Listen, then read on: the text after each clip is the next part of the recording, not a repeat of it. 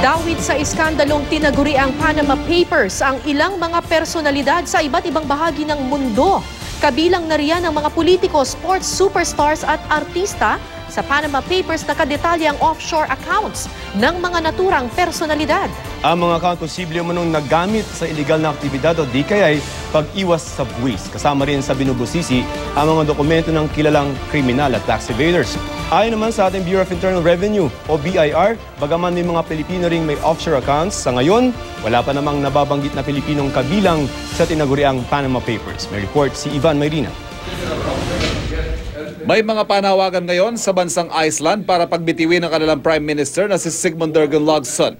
Isa siya sa 12 world leader na nabanggit sa pinakamalaking expose ngayon na tinaguriang Panama Papers na yumayanig sa mundo. Nabanggit din ang Pangulo ng Ukraine, ng Argentina, ang hari ng Saudi Arabia at iba pang personalidad tulad ni na football star Lionel Messi at movie star Jackie Chan. Sa report ng isang grupo ng mga mamahayag na International Consortium of Investigative Journalists, lumabas na meron sila mga offshore accounts o yung mga bank account o shell companies na pinabuksan sa ibang bansa. Ang basehan ng report, 11 milyong dokumento na naileak mula sa law firm na Mossack Fonseca sa Panama na tumulong sa pagbubukas sa mga ito. Nakadetalye rito ang mga transaksyon ng mga politiko, mayayamang negosyante at kilalang personalidad sa buong mundo.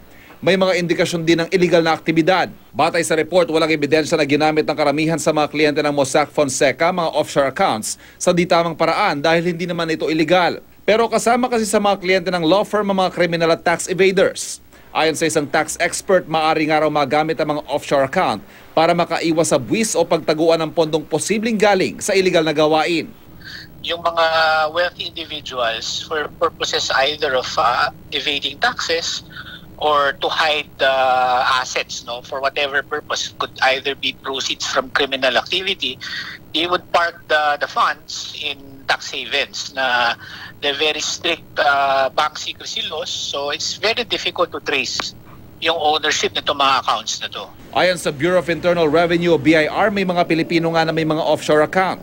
Marami naman tayong mga country citizens na talaga nag-i-invest abroad, diba? So naturally, they have to maintain accounts there. But there are also instances, no, hindi din natin madi-discount yung possibility na baka na itinatago doon.